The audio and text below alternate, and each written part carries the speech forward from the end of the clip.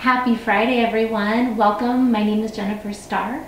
I am the owner of J Star Stylized Weddings, located in Arizona, where my company specializes in foundational wedding planning paired with a full online experience. And let me just take a deep breath for a second, because going live honestly is a little terrifying sometimes.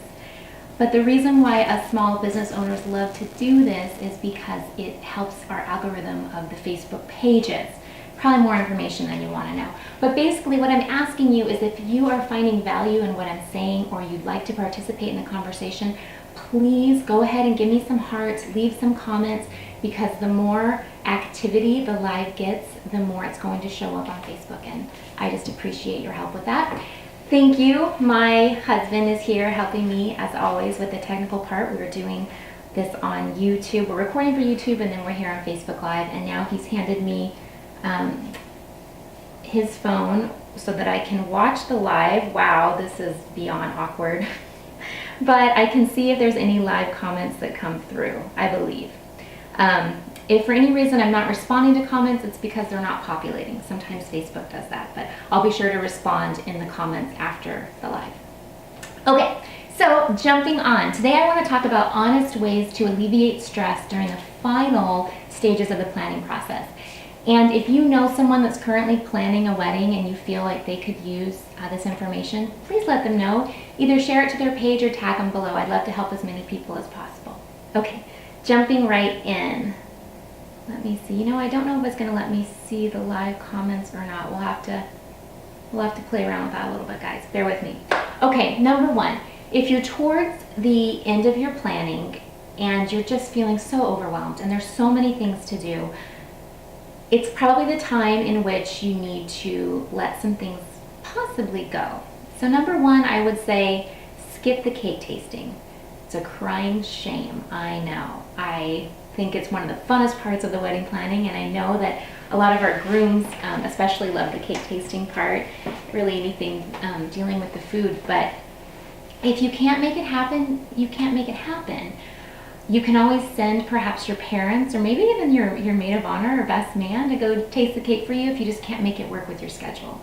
But if anything, you can, talk to your cake company, let them know the flavors that you like, share with them some design inspirations, and then just skip the appointment, sadly, if you have to. Number two, surrender the party favors. A lot of clients tend to get really caught up in the very in portion, really fixating on the party favors. What are they going to be? How many do they have to have? How much are they going to cost? If it's just adding more stress, skip it. Your guests aren't going to. That's not going to be something that is missed.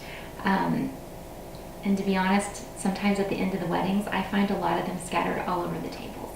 So if you have to skip that, skip it.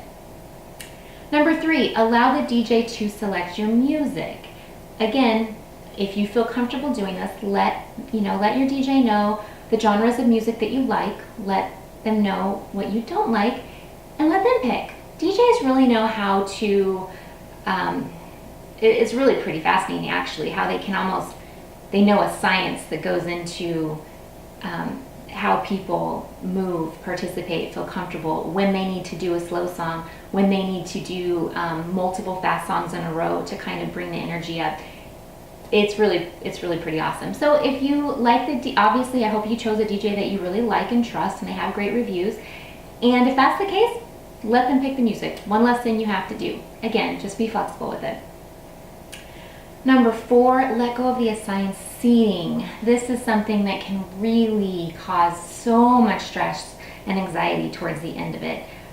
You don't have to have assigned seating unless you are doing a plated entree and you've given your guests a choice of. That's a different scenario. But if you haven't done that, let it go. Just do open seating. Don't worry about it, because it gets really frustrating towards the end when you have guests that are RSVPing one way and then they change it to another way, or they're bringing a different guest. It can get complicated. So skip it if you have to.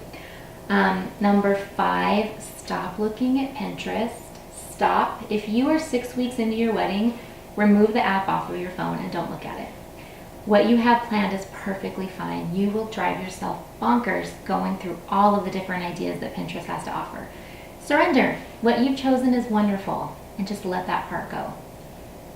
Lastly, ask for help. If you are just feeling like this isn't fun and that you're just dreading this, you shouldn't feel like that. Obviously, you can always hire a planner. Lots of planners offer services, myself included, towards the final stages. Don't feel that you have to be the expert in every area. That's why there are people like me to help you through this and help you make it a wonderful experience. Okay, so those are my tips, guys. Let me see if we have any comments below. It doesn't look like any are showing up on my screen, but if you have any afterwards, please feel free to leave them below and I'm happy to respond back.